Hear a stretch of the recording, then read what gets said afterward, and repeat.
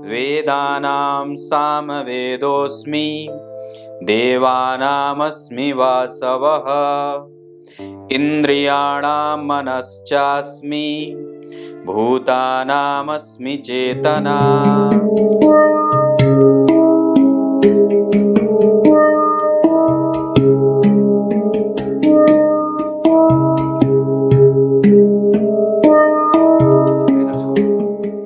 नमस्कार, एक बार फिर से उपस्थित हूं आप सबके सामने विश्लेषण जन्म कुंडली का इस कार्यक्रम के अंतर्गत। आज मैं जिनकी कुंडली लेकर के आया हूं उनका नाम अंकित है और यह है बिहार के गोपालगंज से। अंकित जी ने मुझे 33 सवाल भेजे थे, 3 पेज के सवाल इनके थे मेरे पास आए हुए। पर मैं अंकित जी से भी ये बात कहना चाहता हूं और मेरे जितने तमाम दर्शक हैं उन लोगों से भी ये बात कहना चाहता हूं कि किसी भी व्यक्ति के जीवन में, किसी भी व्यक्ति के दिमाग में जब बहुत सारे सवाल पैदा होते हों और उस सभी सवालों का एक उत्तर मैं देता हूं और वो ये है कि इनकी कुंडली का चंद्रमा कमजोर है। सवाल 33 पर उत्तर सिर्फ एक, चंद्रमा कमजोर। इस वजह से ही आपने इतने सवाल पूछे हैं। आपको मैं ये बात बताऊं, इस कारण से ही हमारे दिमाग में इतने सवाल पैदा होते हैं, असुरक्षा का भाव पैदा होता है, समस्या सामने से दिखने लगती है, आत्मबल कमजोर होता है, इंप्लीमेंटेशन नहीं होता, रेगुलराइजेशन नहीं होता है, काम को सही तरीके से करने का तरीका पता नहीं होता है, काम में इरेगुलरिटी होती है, आप अपनी भावनाओं की अभिव्यक्ति सही तरीके से नहीं कर पाते या जीवन में कई तरीके से उधेड़-बुन बना रहता है जिसके कारण चंद्रमा होते हैं। क्लियर है? अब आपको जितनी भी समस्याएं होंगी उन सबका एक प्रधान कारण, आप चाहे इस बात की पुष्टि किसी से भी करा लो, अगर वो बहुत अच्छे तरीके से चंद्रमा पे रिसर्च करे होंगे उसने, या जो ज्योतिष का जानकार होगा, तो निसंदेह वो सबके मूल में चंद्रमा को ही केंद्रित मानेगा। बाकी अन्य ग्रह तो विक्षिप्त या प्रायः जो है वो उनको बल चंद्रमा से ही मिलता है। अगर चंद्रमा कमजोर होता है तो निसंदेह आपकी कुंडली कमजोर हो जाती है और इतने सारे जो भेद पैदा होते हैं वो सिर्फ और सिर्फ चंद्रमा से ही बनते हैं। क्लियर है? मैं सबसे पहले आपकी कुंडली का पंचांग पढ़ के बता देता हूं। पौष माह में जन्मे लोग दब्बू नहीं दबंग होते हैं। उत्तरायण में जन्मे होने के कारण व्यक्ति का प्रभाव मजबूत होता है, वो कभी भी किसी से डरता नहीं है, पर हां भविष्य से डरता है। उत्तरायण में जन्मे होने से सारे ही शुभ ग्रहों का प्रभाव बढ़ जाता है। उत्तरायण में जन्मे होने से व्यक्ति का आत्मबल बहुत ही अच्छे गैस्चर में जाता है और उसको सही दिशा, बस उसको सामने से दिखाते जाइए, वो रास्ता वो स्वयं पकड़ लेता है। उसको बहुत ज्यादा ट्रेंड नहीं करना पड़ता है, उसको सिर्फ आप एलोकेशन कर दो कि ये एलोकेट कर दो कि ये चीज तुम्हारी है, उसको सही तरीके से वो तराश सकता है। मतलब यहां पे ट्रेनिंग की आवश्यकता है। आप किसी भी चीज को, अगर आप इस बात को और भी गंभीरता से समझें तो आपको सबसे ज्यादा इस बात पे काम करने की आवश्यकता है कि मुझे जो है वो प्लेटफॉर्म कहां मिलेगा, मेरी ऊर्जा का 100% लाभ कौन उठा सकता है, या मेरी ऊर्जा सबसे ज्यादा कहां पे नियंत्रित होकर के काम कर सकती है, इस पे काम करना है। मैं आपको एक बात बताऊं, दरअसल ज्योतिष के बारे में आज कई तरीके की भावनाएं जो है वो बाजार में प्रचार प्रसार करे जाते हैं, प्रायः धर्म गुरुओं के द्वारा, प्रायः जो है वो बड़े बड़े दाढ़ी वालों के द्वारा, संतों के द्वारा, कई प्रकार के जो है वो संस्था के अधिपतियों के द्वारा। पर वस्तुतः बात यहां है कि ज्योतिष जैसा जो ग्रंथ है, ज्योतिष जैसा जो विषय है, वो कभी भी किसी चीज का मोहताज नहीं रहा है और वो हमेशा ही अपना काम बखूबी निभाता रहा है और उसके प्रभाव भी जातक के जीवन पे रहे हैं। क्या कहा कि हरि की कृपा से ही हरि का नाम निकलता है,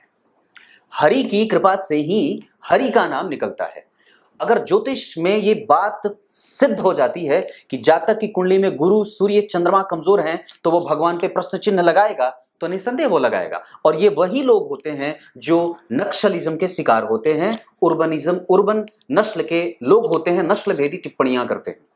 क्योंकि उनकी कुंडली में पहले ही वो जो ग्रह रूपी भगवान उनकी कुंडली में उपस्थित होते हैं, वो पहले ही उनके तत्वों को कमजोरी मिल चुकी होती है। इसी वजह से वो कई बार इन सब चीजों पे भरोसा नहीं करते। तो यहां पे चूंकि इनकी कुंडली में सूर्य उत्तरायण का है, इस कारण से व्यक्ति को सबसे पहले तो ये शुद्ध हो, धार्मिक हो, व्यवस्थित हो, प्रामाणिक होता है, जो भी बात बोलेगा बिल्कुल शुद्ध, और कभी भी निराशावादी प्रवृत्ति को धारण नहीं करता है, ऑप्टिमिस्टिक विचारधारा को अपना करके रखता है। आप लोग अगर इस बात को और भी ज्यादा गंभीरता से समझे तो उत्तरायण के ही चंद्रमा बलवान कमजोर हो जाते हैं उत्तरायण में चंद्रमा कमजोर हो जाते हैं, बाकी 3 शुभ ग्रह जैसे शुक्र हो गए, जैसे गुरु हो गए, जैसे बुध हो गए, ये तीनों ग्रह जो है वो बलवान हो जाते। पर दक्षिणायन में चंद्रमा बलवान होते हैं और उत्तरायण में चंद्रमा कमजोर हो जाते हैं। इस वजह से भी इसका एक प्रभाव यहां पे दिख रहा है कि जातक के जीवन में तमाम तरीके की जो उलझनें पैदा होती हैं वो यहां से आ सकती है। आपको ये बात समझना होगा कि वस्तुतः मैं कई बार, अगर आपने सवाल पूछा कि मेरी कुंडली में गाड़ी का योग है कि नहीं, आपने पूछा कि मेरी कुंडली में विवाह का योग कब है, तो मैं हो सकता है कि इसके डायरेक्ट उत्तर आपको न दूं, पर हां ये जरूर बोल सकता हूं कि इस समय से लेकर के इस समय तक आपकी कुंडली में विवाह का योग चलेगा, या इस दशा काल में आप कुछ अच्छा काम कर सकते हैं, हो सकता है। यह समझने की बात है। तो यहां तक बात सही है। उसके बाद शिशिर ऋतु में जन्मे होने से आपके काम विलंब से होंगे, चाहे वो विवाह हो, चाहे कोई भी धार्मिक कृत्य हो, चाहे आप कोई भी करियर, आप कुछ भी काम करने चले, तो वहां पे आपको थोड़े बहुत अनस्टेबिलिटी का काम जो है वो दिखेगा और उसमें इरेगुलरिटी भी दिखेगी। क्लियर है? शुक्ल पक्ष के तृतीय तिथि के चंद्रमा जो होते हैं वो पापग्रह होते हैं और यही इनका कारण है जो इन्होंने इतने सवाल पूछे या जो भी बात बनी। रविवार पित्ताधिको अति चतुरस तेजस्वी शमर प्रिय, मतलब पीत वर्ण की गोराई, व्यक्ति जो है वो ठाट बाट से रहने वाला, राजसिक मुद्रा में हमेशा ही बैठने वाला, बिठाने वाला, राजाओं के निकट जाकर के उनसे उनकी मंत्रणा करने वाला, उनसे उनकी बात समझने वाला, इस तरीके का जो नेचर है वो कहीं ना कहीं रविवार को जो लोग जन्मे होते हैं उनमें देखने को मिल जाती है। आप जब गौर करें तो कई बार आपको ये बात सामने से समझ में आने लगती है कि व्यक्ति के उठने का तरीका, बैठने का तरीका सूर्य से प्रभावित होगा, उसके बात करने का तरीका, उसके अंदर जो क्रुएल्टी होगी, उसके अंदर जो उग्रता होगी, उसके अंदर जो व्यग्रता होगी, वो कहीं ना कहीं उस दिन के प्रभाव से प्रभावित होगी। आप जब इस बात को और भी नजदीक से समझने का प्रयास करेंगे तो व्यक्ति कहीं ना कहीं इस बात से भी प्रभावित होगा कि वो गलत नहीं है, वो निंदनीय नहीं है, वो मोरल वैल्यू उसकी बहुत जागृत है, वो बिल्कुल ही तार्किक है, समझदार है, बुद्धिमान है, ज्ञानी है, और सबसे अच्छी बात है कि वो लोगों का आदर करना जानता है। आपके कुंडली में अगर आपके पंचांग में आप रविवार को जन्मे हैं तो बेहतर तरीके से यह बात हो जाएगी कि आपके ऊपर सूर्य का प्रभाव बहुत मजबूती से देखने को मिल जाएगा, और खास करके ये स्थिति और भी तब मजबूत हो जाएगी जब सूर्य की स्थिति कुंडली में मजबूत रहे, मतलब वो या तो ऊंच के होकर के बैठे हो या फिर वो मजबूत स्थिति में जाकर के कुंडली में अच्छे भाव में बैठे। वो तो खैर बात की चर्चा होगी। सिद्धि योग धनिष्ठा नक्षत्र, जहां व्यक्ति प्रभावशाली है, प्रभुता से संपन्न है, उसके पास प्रभाव रहेगा, वो जहां कहीं भी काम करेगा उसको कोई दबा नहीं सकता, उसके ऊपर किसी की चलेगी नहीं, वो जहां भी काम करेगा। वो इस कुंडली को समझने की आवश्यकता है। वस्तुतः हो सकता है कि मैं आपके सवालों के उत्तर सीधे सीधे ना दूं, पर आप अगर इस बात को समझ लेंगे तो हो सकता है कि आपको जीवन का एक नजरिया जो सामने से आपको नहीं मिला अभी तक वो मिल जाए। तो मेरे कहने का मतलब है कि आपके पास प्रभुता संपन्न वो जो एक अधिकार होता है वो आपके पास रहे। मतलब आपको कभी भी काम करना है तो किसी ऐसे क्षेत्र में काम करना है जहां पे आपके अंडर में कुछ लोग रहें, आप किसी के अंडर में ना रहें, या आपके ऊपर 1-2 कुर्सियां लगी हों, तीसरे नंबर पे या दूसरे नंबर पे आपकी कुर्सी लगी होनी चाहिए। अगर ऐसा नहीं होता है तो निसंदेह आपको वो काम सूट नहीं करेगा। या फिर इसे यह कहा जा सकता है कि हो सकता है कि आपके ग्रह नक्षत्र जो है वो प्रभावशाली नहीं है, जिसके कारण आपको नौकर बनना पड़ रहा है। पर वस्तुतः तो सरकारी नौकरी तो उन्हीं को करना होता है जो जिनकी कुंडली में ग्रहों के बल थोड़े कमजोर होते हैं। अब अलग बात है कि आज की स्थिति उलट है, क्योंकि हम हर चीज को अलग दृष्टिकोण से देख रहे हैं। सिद्धि योग में जन्मे होने से प्रत्येक काम व्यक्ति कर लेता है और अच्छे तरीके से उसको संपन्न करता है। गर करण, वैश्यवर्ण और राक्षस गण के होने के कारण व्यक्ति प्रतिक्रिया नहीं देता, चुप रहता है, साइलेंट है, उत्तर देने से पहले समझता है मेरा काम बिगड़ेगा, मेरा काम बनेगा, ये प्रतिक्रिया अगर दूंगा तो क्या निकल करके सामने आए, गले में हाथ डाल करके कैसे किसी की बात को निकालना है, ये चीजें व्यक्ति के पास बहुत अच्छे तरीके से मौजूद है। तो आपको दरअसल इस बात पे काम करने की आवश्यकता है कि कौन सी चीज आपके अंदर नहीं है और कौन से चीज का विकास या किस चीज की प्रक्रिया को बल देना है ताकि आपके जीवन को सही दिशा पे लाया जा सके।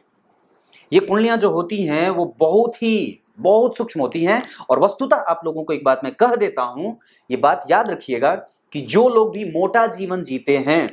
जो लोग भी जीवन को पार्टी की तरह समझते हैं कि ये जीवन सिर्फ ये जो लाइफ है वो सिर्फ एक पार्टी की तरह है, इसको पार्टी की तरफ बनाओ, मौज करो, मस्ती करो, ये करो, वो करो, तमाम तरीके की गलत और गली चीजें घूमते पटकते यूं ही निकल जाए, वो लोग दरअसल कभी भी ज्योतिष जैसे विषय को समझ ही नहीं सकते, क्योंकि उनके पास उतनी बुद्धिमत्ता होगी ही नहीं कि वो इस बात को समझ सकते हैं, क्योंकि वो बहुत बड़ी बात होती है। ये बहुत बड़ी बात होती है कि आप इस जैसे सूक्ष्म विषय का, जहां पे डिग्रियों का, जहां पे कलाओं का, जहां पे अंशों का निर्धारण होता है, उस तथ्य को समझना, उस बात को समझना किसी भी मोटे दिमाग के व्यक्ति के वश के बाहर की बात होगी। और खास करके ऐसे लोगों के वश के बाहर की बात होगी जहां पे जो इतने सूक्ष्म ना जीते हों, जिनकी दृष्टि की भेदन क्षमता भविष्य को देखने के लायक है ही नहीं। बात बहुत गंभीर है, क्योंकि आप जरा सोच के देखिए कि संस्कृत के एक एक शब्द, एक एक मंत्र ऐसे पिरोए हुए हैं जिसपे कितने वर्षों का संधान लगा हुआ है, तब जाकर के एक मंत्र बना। आप उस मंत्र पे कैसे काम करेंगे? ये ज्योतिष जैसे विषय और रहस्यमयी विद्या से ये सब बातें पता चलती हैं। तो ये वस्तुतः हमारे पास की कमजोरी ये है कि हम कई बार गलत विषय का चयन कर लेते हैं, और गलत विषय का चयन ना करने के बाद आप किसी ऐसे व्यक्ति का चयन कर लेते हैं जिसको वास्तव में उस विषय की कोई जानकारी थी ही नहीं, या है ही नहीं, या वो रखता ही नहीं है, या सिर्फ वो अपने जीवन के यापन की प्रक्रिया पे ही उलझा हुआ है, जिसने न तो ग्रहों को समझा है न तो ग्रहों को जिया है। क्लियर है? अब मैं आपको इनकी कुंडली पे लेके आता हूं। तो ये बात यहां तक रही। अब इसके बाद आपकी कुंडली में मैं सबसे पहले अगर चर्चा करूंगा, जैसे इनके सवाल नौकरी वगैरह को लेकर के होंगे, तो सबसे पहले अगर एक बात जो समझने वाली है, आपकी कुंडली में गुरु यहां बैठे हैं दशम भाव को लेकर के चले तो नीच के शनि के साथ। अब जरा गौर से देखिएगा तो इनकी कुंडली में जो अष्टम भाव के, दशम भाव के अधिपति हैं वो अष्टम में बैठे, और अष्टम के अधिपति दशम में। ये परिवर्तन योग इनकी कुंडली में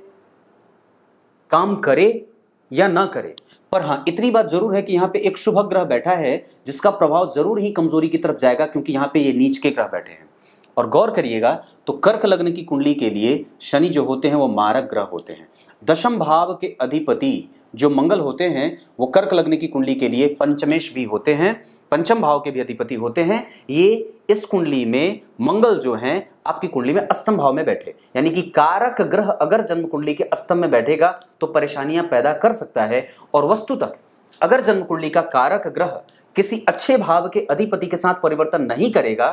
तो निस्संदेह वो आपके जीवन में यश, कीर्ति, मान, सम्मान, पद, प्रतिष्ठा, गौरव, प्रेम, दया, क्षमा, प्रभाव, इन सबको कमजोर करेगा। क्यों? इसके पीछे का दूसरा कारण यह हो सकता है कि आपकी कुंडली में जो पंचम भाव है यहां पे शुक्र अकेले बैठे हैं, और पंचम भाव में अकेले शुक्र का बैठना, पंचम भाव में अकेले बुध का बैठना, पंचम भाव में अकेले गुरु का बैठना कभी भी अच्छा नहीं होता है।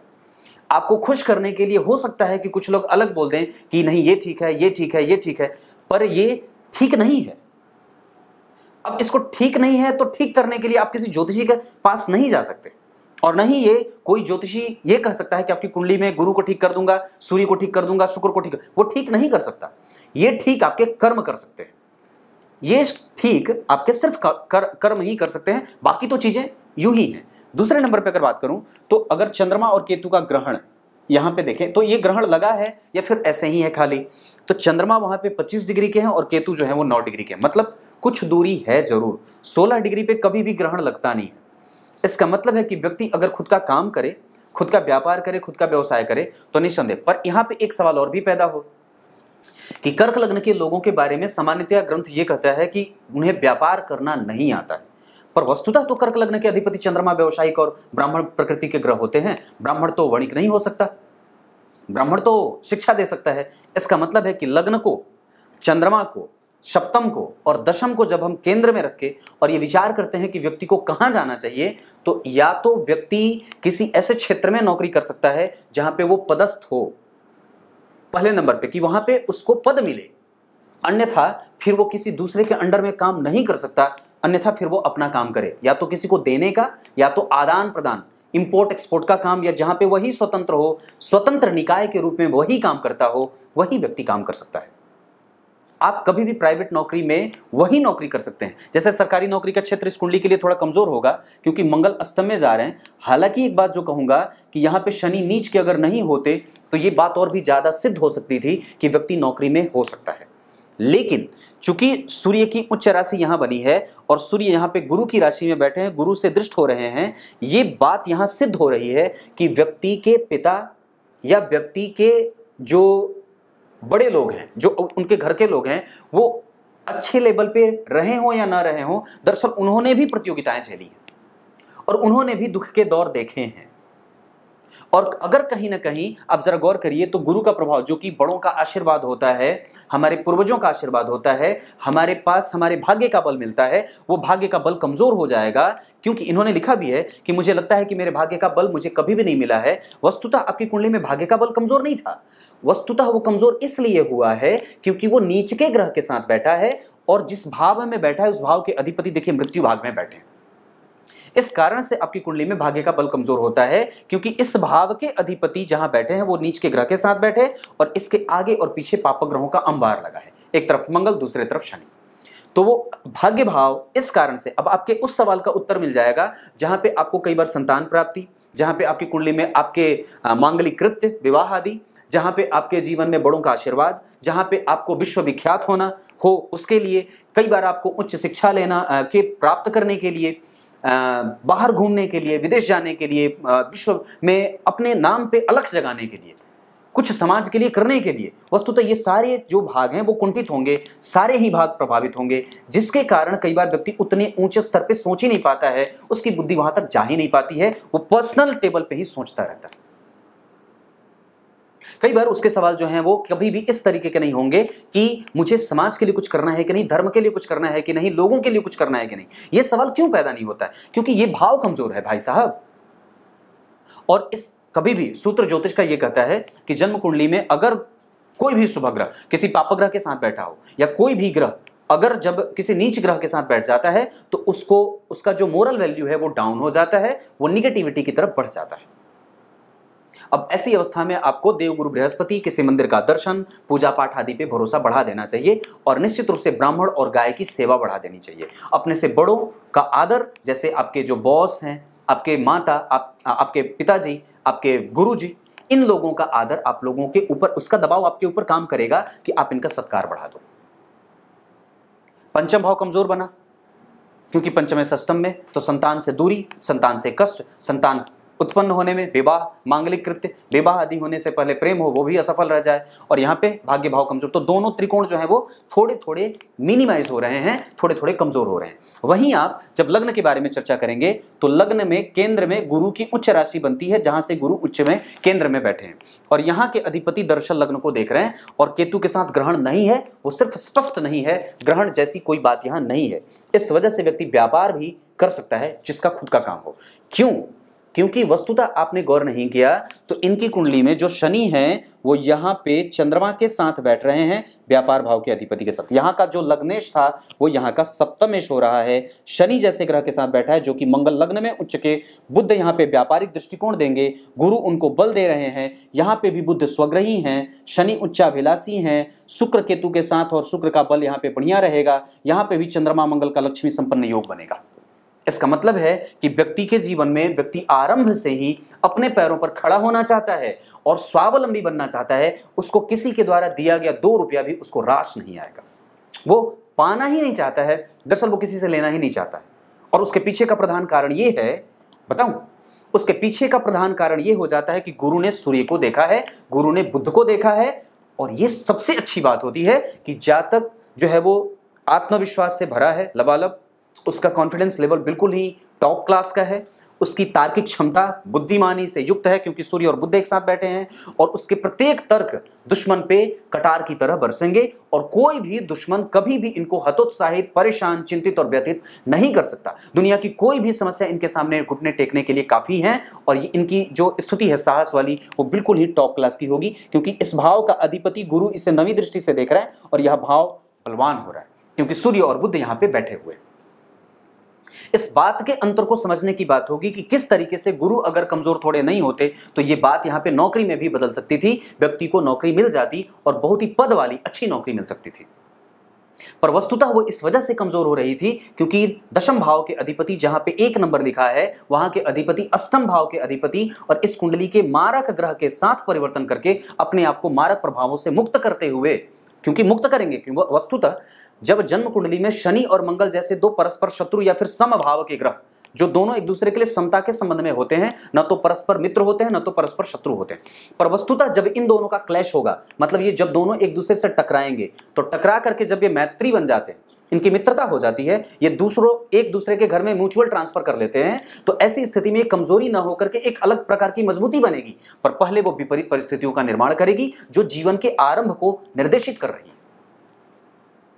जहां पे आपको कई बार आरंभ में बहुत सारी घटनाओं से युक्त होकर के जीवन को आगे बढ़ाना पड़ता है, खुद ठेल करके गाड़ी को बाहर निकालना पड़ता है, बिना ऑक्सीजन के सांस लेना पड़ता है।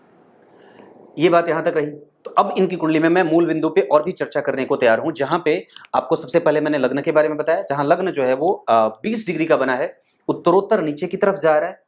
राहु लग्न में बैठ करके व्यक्ति के जीवन में कई सारे ऑप्शन देने का काम करते हैं, जहां पे व्यक्ति को लड़खड़ाना पड़ता है, कई बार उसकी डिपेंडेंसी दूसरे की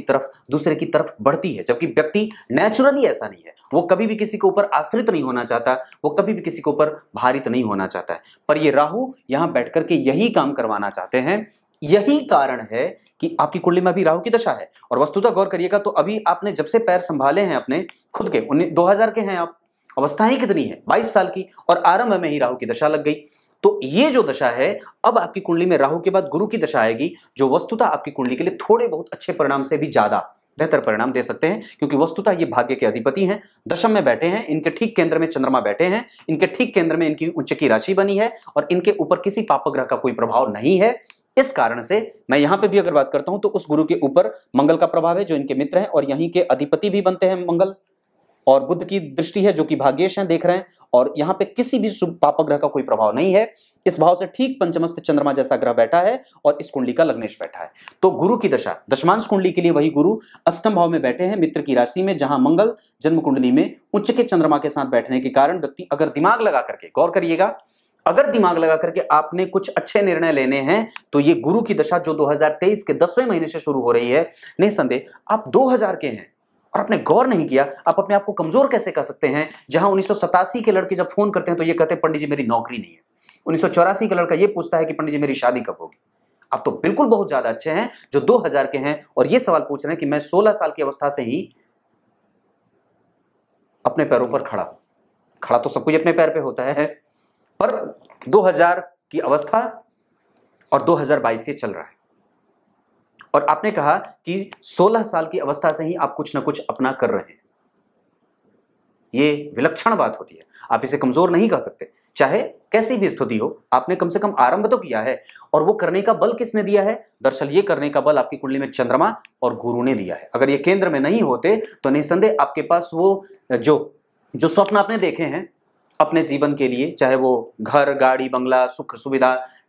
चाहे किसी भी तरीके का सुख हो, वो वस्तुतः ये देखने का जो प्रभाव है वो गुरु विकसित कर रहे हैं। क्योंकि आपकी कुंडली में सबसे पहले तो पंचम भाव के अधिपति जन्म कुंडली के अष्टम भाव में बैठ करके आपको भविष्य के लिए चिंता पैदा करने वाला बनाते हैं, जहां पे आपकी कुंडली में सफलता का भी यही कारण सिद्ध होगा कि ये मंगल आपकी कुंडली में अगर अष्टम में नहीं बैठे होते तो न तो आप डर रहे होते अपने जीवन से और न ही आप एग्जैक्टली ये काम कर पाते। क्योंकि आपके जीवन में आपको सबसे ज्यादा डर आपके करियर का लगता है कि वो कहीं खराब ना हो जाए, जो मैंने काम शुरू किया है वो कहीं इधर उधर ना भटक जाए। ये डर मंगल ही पैदा करते हैं,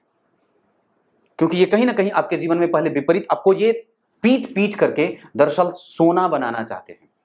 और बिल्कुल ही चमकदार, इतना बेहतरीन जिसमें भी रत्ती मात्र भी अशुद्धि का दोष ना हो, ये काम मंगल कर रहे हैं। तो आपकी कुंडली में मैं एक बात कहूंगा कि अभी आपको 2023 के 10वें महीने तक अपने आप को तराशने की बारी है। जीवन भर व्यक्ति अनुभव लेता रहता है, जीवन भर सीखता रहता है, पर आपकी कुंडली की स्थिति, मैं इसे कमजोर नहीं कहूंगा, क्योंकि लग्न जो है वो आश्लेषा का बना है और बुध जो है वो जन्म कुंडली में पूर्वाषाढ़ा के बने हैं, जहां बुध अस्त होंगे, क्योंकि 24 डिग्री के सूर्य हैं और 20 डिग्री के बुध हैं। फिर भी ये सूर्य और बुध के अस्त होने में से जो बुध का अस्त होना होगा वो आपकी कुंडली में पराक्रम के परिणाम को कमजोर करेगा। मतलब पराक्रम का जो परिणाम होगा वो देर से मिलेगा। और जरा गौर करिए तो इसके ठीक पीछे शुक्र जैसे शुभ ग्रह वो जरूर देंगे, पर विलंब से देंगे, क्योंकि यहाँ पे शुक्र अकेले बैठे हैं वृश्चिक राशि में, जो कई बार व्यक्ति को पेट से संबंधित समस्याएं पैदा करते हैं। व्यक्ति के पेट में कई बार जो है वो कई तरीके की समस्या हो सकती है, जैसे आप किसी भी तरीके से देख लें, किसी भी तरीके से पेट की समस्या होती रहती है, ये एक आम बात होगी। इसके लिए आपको बहुत ज्यादा परेशान, अष्टम के मंगल आपको अपने पत्नी के लिए, अपनी बहन के लिए, अपनी माता के लिए, अपने घर की महिला सदस्यों की सुरक्षा के लिए आपको जिम्मेदार ठहराना चाहते हैं। वो कहते हैं कि वस्तुतः आपको इन लोगों की सुरक्षा की जिम्मेदारी खुद से संभालनी होगी। जब भी कोई आक्रांता आपके ऊपर जो है वो आपके ऊपर कोई ऐसा कोई प्रभाव विकसित करना चाहता हो तो आपको स्वयं अपने हाथ में कटार उठाना होगा, क्योंकि ये मंगल यही इशारा कर रहे हैं कि व्यक्ति को खुद की सुरक्षा के अतिरिक्त अपने घर के महिला सदस्यों की सुरक्षा, अपने बेटे की सुरक्षा, खुद की सुरक्षा के साथ करनी होगी। क्लियर है? उसके बाद चंद्रमा केतु सूर्य बुध के बारे में मैंने ये स्थिति बहुत अच्छी बनी है। आपको कभी भी कंपटीशन वगैरह में जरूर हिस्सा लेना चाहिए। नौकरी वगैरह के लिए आपके पास अभी मौके मिल रहे हो तो निस्संदेह सरकारी क्षेत्र में भी प्रयास कर लेना चाहिए, क्योंकि छठा भाव आपकी कुंडली का सबसे बलवान चैप्टर बन रहा है और निस्संदेह वहां पे आपको वो अलग तरीके का नेचर देगा, अलग तरीके की प्रकृति देगा, अलग तरीके की प्रवृत्ति से आपको भारित करके रखेगा, जिसका लाभ आपको जीवन के प्रत्येक क्षेत्र में साहस के रूप में देखने को मिल सकता है। क्लियर है? लाभ भाव की स्थिति जन्म कुंडली में पंचम पे बन रही है, यानी कि व्यक्ति जो चाह रहा है वो जरूर हो जाए। 12वें भाव के अधिपति का 12वें को देखना, ये कई बार व्यक्ति को जो है वो दुश्मनों से, ऋण से, अपने साहस के बल पे व्यक्ति हर प्रकार की विपरीत परिस्थिति से निकल जाता है। वो कभी भी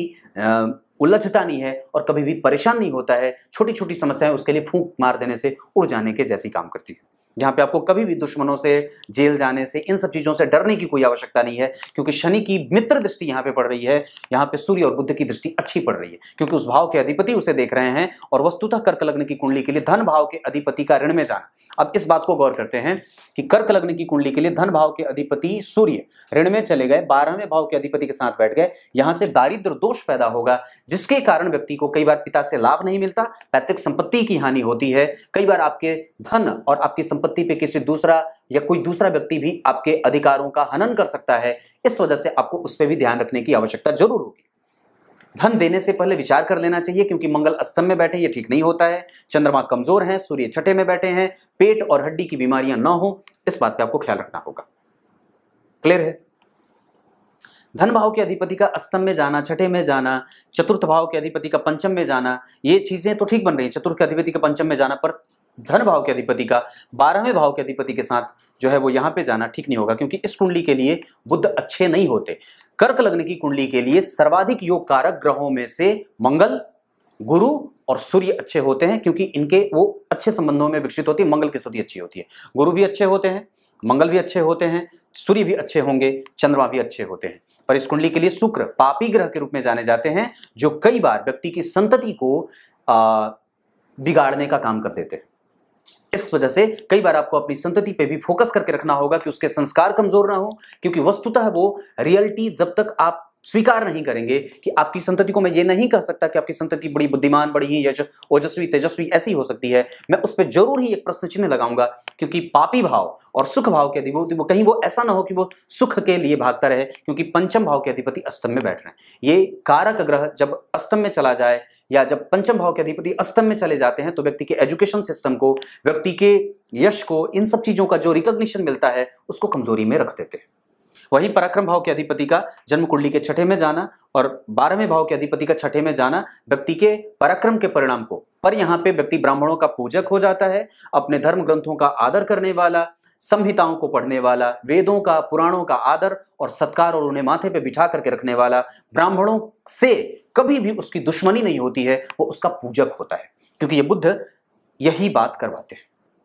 पंचम भाव के, चतुर्थ भाव के अधिपति पंचम में, ये ठीक स्थिति होगी, पर वस्तुतः आपको यहाँ पे गौर करना होगा कि आपको आपके कुंडली में यहाँ पे आप गौर करें तो इस भाव पे किसी भी ग्रह की स्थिति नहीं है। इस भाव के ठीक अगले भाव में सूर्य और बुध इस भाव को बल भी देंगे। इस भाव से चतुर्थस्थ चंद्रमा बैठे हैं तो माता का सुख भी मिलता है, पर वस्तुतः इकोनॉमिकली नहीं मिलता, वो सिर्फ मानसिक सुख देती रहती हैं, पर वस्तुतः लाड का सुख हमेशा मिलता रहता है, प्यार का सुख हमेशा मिलता रहता है।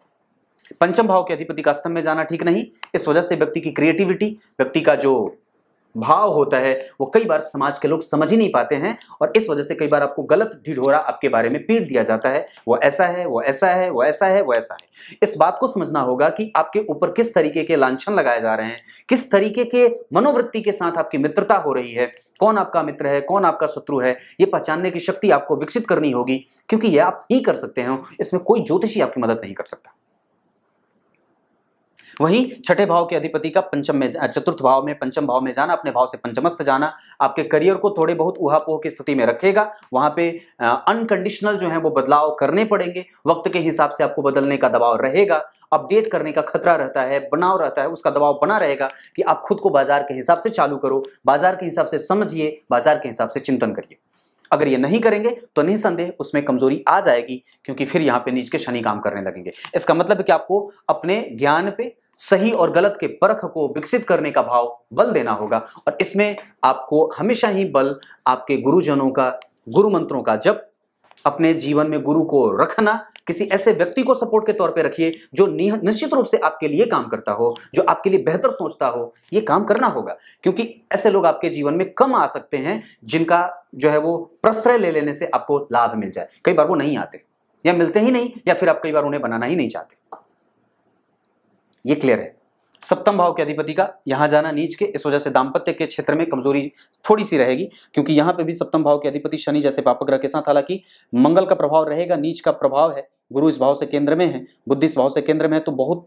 मतलब कमजोर नहीं कहूंगा उसे, मैं ठीक ही कहूंगा, क्योंकि वहां पे सप्तमेश जो चंद्रमा है वो पूर्वा फाल्गुनी के बैठे हैं, वहीं पे बुद्ध जो है वो स्वाति के बैठे हैं और गुरु भरणी के बैठे हैं, तो वो निस्संदेह सुखदायक होगी, बुद्धिमान होगी, दार्शनिक हो, समझदार हो, ज्ञानी हो, अच्छी और बुरी चीजों की परख हो, ये चीजें उनमें शामिल हो सकती हैं। वो तार्किक होंगी, जिम्मेदार होंगी और चंचल बुद्धि की होंगी। और विवाह के लिए अगर दिशा हो तो आपकी कुंडली में दक्षिण दिशा से संबंध है तो बहुत अच्छा रहे। वृश्चिक राशि की जातिकाएं, उसके बाद आपकी कुंडली में मकर राशि की जातिकाएं, मीन राशि, कुंभ राशि, ये सब आपके लिए अच्छे हो सकते हैं। कुंभ नहीं, वृषभ।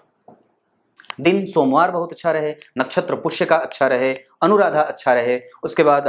भरणी नक्षत्र अच्छा रहे, उसके अतिरिक्त मृगशिरा अच्छा रहे, पुनर्वसु पुष्य अच्छे रहे, श्रवण नक्षत्र अच्छा रहे। ये सारे नक्षत्र जिनमें अगर कुछ काम करना हो तो आप बिल्कुल ही कर सकते हैं। आपकी कुंडली में राहु की दशा है, अब ये निकल जाएगी, बहुत अच्छी बात है कि ये निकल जाएगी कम से कम, तो क्योंकि गुरु वर्गोत्तम है ना, गुरु यहां भी 1 नंबर की राशि में बैठे हैं, गुरु यहां भी 1 नंबर की राशि में बैठे हैं, गुरु यहां भी 1 नंबर की राशि में बैठे हैं। और जरा गौर करिए तो इस गुरु से केंद्र में चंद्रमा, इस गुरु से केंद्र में मंगल और बुध जैसे दोनों अच्छे ग्रह, और सूर्य जो है वो जन्म कुंडली में लाभ भाव में बैठ रहे हैं, जो आपके जीवन में कई बार विवाहोपरांत धन के लाभ की स्थिति भी मिलती है और विवाह से सुख भी मिलता है। थोड़े से मतभेद कई बार ससुराल पक्ष से मिलते हैं, वो एक सामान्य बात होगी, उस पर बहुत ज्यादा जाना नहीं। ये बात यहां तक क्लियर हो गई। नवम भाव, अष्टम और सप्तम के बारे में मैंने चर्चा करी। यहां पे थोड़ी सी कमजोरी जरूर होगी, आपको इस वजह से कुंडली मिला लेना चाहिए, पर वस्तुतः आप मंगलिक होंगे, लेकिन कमजोर मंगलिक होंगे, क्योंकि एक तो सबसे पहले गुरु और शनि दोनों केंद्र में आ जा रहे हैं, तो आपको उस सामने वाले की कुंडली में यह विचार करना होगा कि वो कहीं ना कहीं या तो बुध से प्रभावित हो, या तो वो बुध से नहीं, या तो वो गुरु से प्रभावित हो, या तो वो मंगल से प्रभावित हो, या तो वो शुक्र से प्रभावित हो। अगर उनका लग्न इन लग्नों से बनता हो या आता हो, या उनकी राशियां इन राशियों से आती हो, तो निसंदेह आप विवाह कर सकते हैं, पर कुंडली मिलाने के बाद, क्योंकि अष्टम के मंगल कई बार संतान उत्पत्ति में बाधाएं उपस्थित कर सकते हैं। गुरु नीच के शनि के साथ बैठे हैं, अपने गुरुत्व का बल कमजोर कर सकते हैं। वहीं भाग्य भाव के अधिपति का दशम में जाना, यह धर्म कर्माधिपति योग, और यह इशारा कर रहा है कि व्यक्ति को अपने से छोटे, अपने जो कर्मचारी वर्ग के लोग हैं, उनसे संबंध विकसित किया जाए, उनसे संबंधों को कैसे मजबूती दी जाए, इस बात पे काम करने की आवश्यकता है। सबके साथ मित्रवत रहिए तो आपका काम अच्छा चलता रहेगा। अगर हो सके तो जितने भी आपके पास आपके कलीग हैं, उन लोगों के पास उनसे कैसे उनका रिसोर्स किस तरीके से इस्तेमाल करना है, उनके मेहनत को कैसे अपने जो है वो अपने लाभ के लिए लेना है, इस चीज पे आप दिमाग लगाएंगे तो ज्यादा बेहतर हो। वही दशम भाव के अधिपति का अष्टम में जाना, ये बात मैंने बताई, मंगल शनि की बात। एकादशवें भाव के अधिपति का पंचम में जाना, यह अच्छा होगा। चतुर्थ भाव के लिए भी महाधनी योग बने। लाभ भाव के अधिपति का पंचम में जाना, यह महाभाग्यशाली और महासौभाग्यशाली योग भी बनेगा, जहां पे व्यक्ति कई बार वो एंड ऑफ द डे, मतलब एट द एंड, मतलब अंतिम में जाकर के उसको कुछ ना कुछ मिल ही जाता है, जिससे उसकी संतुष्टि मिल जाती है। क्योंकि यहाँ पे शुक्र बैठे हैं, जे कहीं ना कहीं कुछ ना कुछ इनका संबंध यहाँ से भी है, क्योंकि यहाँ से भी शुक्र का संबंध बन रहा है, यहां से शुक्र का संबंध तो नहीं बन रहा है, पर वस्तुतः यहां गौर करिए तो गुरु ने शुक्र को जरूर देखा है, तो ये एक अच्छी बात होगी। क्योंकि अगर पत्नी के कारक ग्रह शुक्र पे गुरु की दृष्टि पड़ेगी तो निस्संदेह कुछ ना कुछ लाभ, और सैया सुख का भाव कमजोर नहीं होता, वो ठीक हो जाता है। क्लियर है। एकादशवें अधिपति, 12वें अधिपति के बारे में चर्चा। अब कुछ बात और भी कह देता हूं, जैसे इनकी कुंडली में जो ग्रह बल है उसके आधार पर गुरु, चंद्रमा, सूर्य और मंगल, ये बहुत अच्छे बैठे हैं, लेकिन आपकी कुंडली में बुध, शुक्र और शनि ये थोड़े कमजोर होंगे। पर वस्तुतः अगर बात करें तो सूर्य कितने प्रतिशत परिणाम करेंगे, तो सूर्य जहां के भी अधिपति हैं, जैसे सूर्य आपकी कुंडली में धन के, तो धन भाव के अधिपति ऋण में जाना, ये ऋण पैदा कर सकते हैं। इस वजह से सूर्य की दशा में देने से बचना चाहिए, ऋण का लेन देन नहीं करना चाहिए, धन का लेन देन रुकना चाहिए, बच जाना चाहिए, शांत हो जाना चाहिए। किसी के उत्तर को देने से पहले रुक जाइए, नहीं तो वो दुश्मन बन जाएगा। चंद्रमा की दशा शुभदायी है, आप आराम से इसमें कोई भी काम कर सकते हैं, जैसे विवाह हो, जैसे कोई भी फैक्ट्री लगानी हो, कोई भी काम शुरू करना हो, कोई भी व्यापार शुरू करना हो, कोई पार्टनर बनाना हो, तो निसंदेह इसमें आप काम कर सकते हैं। मंगल की दशा में आप की कुंडली में स्थिति अच्छी रहेगी, आप कोई भी कारोबार स्थापित कर सकते हैं, कोई नया काम शुरू कर सकते हैं, संतान उत्पत्ति के प्रयास कर सकते हैं, चुनाव लड़ सकते हैं, चुनाव में राजनीति में जा सकते हैं, हिस्सेदारी निभा सकते हैं। हालांकि उसके प्रभाव थोड़े थोड़े कम होंगे, ये सब चीजें थोड़ी थोड़ी कमजोर भी होंगी, क्योंकि अष्टम में बैठे हैं तो जरूर अपना वो प्रभाव मिनिमाइज करेंगे। अष्टम के मंगल एक्सीडेंट वगैरह के योग देते हैं, रोग व्याधि देते हैं, और कई बार आपको इन सब चीजों से बच के रहना चाहिए। विष वाले जानवरों से, विष वाले जो है वो जंतु से, इन सिंह वाले जानवरों से, ऊंचाई से, जंगलों से, पहाड़ों से, इन सब चीजों से बचने की आवश्यकता जरूर होगी। बुध जो है वो जन्म कुंडली में अच्छे नहीं है, इस वजह से आपको अपनी बुद्धि, लब्धि, क्षमता और गणेश जी के मंत्रों का जप ये आवश्यक होगा जीवन भर। गुरु जो है वो जन्म कुंडली में अच्छे हैं, वो आपके कर्म में भागीदार बनेंगे, आपको सपोर्ट करेंगे, जहां से आपको आपके भाग्य का बल थोड़ा बहुत मिलता रहेगा, जिसके बल पे आप आगे बढ़ते रहेंगे। गुरु की दशा में आप घर के लिए, जमीन के लिए, जायदाद के लिए, बड़े प्लानिंग के लिए, कोई भी नया काम करने के लिए और संतान उत्पत्ति के लिए, नया व्यवसाय आरंभ करने के लिए, कोई चीज नया बदलाव करने के लिए गुरु की दशा श्रेष्ठ जाएगी। शुक्र जो है वो जन्म कुंडली में अशुभदायी है, वो अच्छे नहीं बैठे हैं, क्योंकि वो मैंने बताई पंचम भाव में शुक्र का अकेले बैठना कमजोर होता है। ज्येष्ठा नक्षत्र में बैठे हैं, इस वजह से भी कई बार वो बाधाएं उपस्थित कर सकते हैं। वहीं शनि आपकी कुंडली में मारक होते हैं और जन्म कुंडली में सप्तम भाव से केंद्र में बैठे हैं, दशम भाव में बैठे हैं, तो आपके सबसे पहले वो आपके कर्म क्षेत्र को बाधित करना चाहते हैं और आपके शुभ प्रभावों को कमजोर करना चाहते हैं। उनकी दृष्टि विदेश के लिए अच्छी है, दूर जा सकते हैं। उनकी दृष्टि यहाँ के लिए अच्छी बनी है, उच्च की दृष्टि है, उनकी दृष्टि यहाँ के लिए अच्छी है, मतलब वो जहां जहां भी देख रहे हैं विदेश से संबंध, घर परिवार में सुखद माहौल, माता का सुख, माता की आयु, माता का लाभ, और वहीं दाम्पत्य में कई बार मतभेद के साथ साथ उसमें कुछ निकटता भी लाएंगे, क्योंकि उनकी अपनी राशि। क्लियर है? पर अगर वो शुभग्रह की राशि है तो और भी ज्यादा अच्छी होती। यहाँ पे सम संख्या की राशि बनी है, इस वजह से अच्छी बात है। चंद्रमा के ठीक आगे मंगल का बैठना, चंद्रमा के ठीक आगे सूर्य का पीछे बैठना, ये थोड़ी सी कमजोरी के साथ साथ कुछ अल्हड़पन भी करेंगे, जो दाम्पत्य में और डेली बेसिस के इनकम को कई बार सुचारू रूप से नहीं चलने देते। क्लियर है? राहु आपकी कुंडली के लिए लग्न में बैठे हैं, राहु कर्क राशि के बैठे हैं, पुष्य नक्षत्र में बैठे हैं, शनि केंद्र में बैठे हैं, पर नीच के हैं, इस वजह से थोड़ी बहुत शुभता का माहौल उनकी दशाओं में मिला होगा। जहां पे आपने कुछ नए स्टेप लिए होंगे, कुछ नया काम शुरू किया होगा, रिस्क लिया होगा, अपने पहचान को बनाने के लिए काम किया होगा, ये सारा काम राहु कराते हैं। केतु आपकी कुंडली में ठीक ठाक है, उनकी स्थिति कमजोर नहीं है। राहु और केतु की दशाएं आपकी कुंडली के लिए सामान्यतः आपको फ्लरिश करी है, आगे बढ़ी है, और उसने आपको बल दिया है आगे बढ़ने के लिए, उसने आपको प्रोत्साहित करने का काम किया है।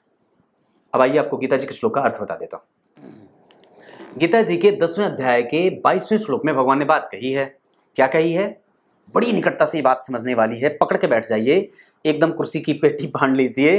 कि भगवान ने 10वें अध्याय में गीता जी के अपने विभूति योग का वर्णन किया है, जिसमें उन्होंने बात कही है, देवताओं में इंद्र मैं हूं, वेदों में सामवेद मैं हूं, इंद्रियों में मन मैं हूं। मन 5 कर्म इंद्रिय और 5 ज्ञान इंद्रियां होती है ना, तो उसमें मन जो है वो भगवान ही है। इसी वजह से वो मन बहुत चंचल होता है, क्योंकि ईश्वर को बांधा नहीं जा सकता, सिर्फ उसको भक्ति के द्वारा ही बांधा जा सकता है। और उसके बाद प्राणियों के अंदर चेतना बन के मैं उपस्थित होता हूं। चेतना वो जो है वो हमारे अंदर जो चैतन्य शक्ति होती है, वो परम पिता परमेश्वर ही विद्यमान होते हैं, नहीं तो हमारी चेतना शून्य हो जाती। और वस्तुतः जिसके चेतनाओं में किसी भी प्रकार का प्रवाह नहीं होता है, वो वस्तुतः नरभक्षी हो जाता है। कुछ इसी तरीके के आज के कार्यक्रम का कुछ इसी तरीके से आज के कार्यक्रम का समापन करते हैं। ये पता नहीं अंकित जी को कुंडली कैसी लगी होगी, पता नहीं ये क्या मुझे फीडबैक देंगे, पर मैंने अपना संपूर्ण देने का प्रयास किया है। और जो भी चीज़ें मैंने बताई हैं उसमें ये बात याद रखिएगा कि मैंने एक एक चीज़ों को ध्यान में रख के, हो सकता है कि कई बार मैंने यहाँ पे नहीं बोली हो, पर उसको दिमाग में रख के ही फलादेश किया था। तब तक के लिए बहुत बहुत नमस्कार।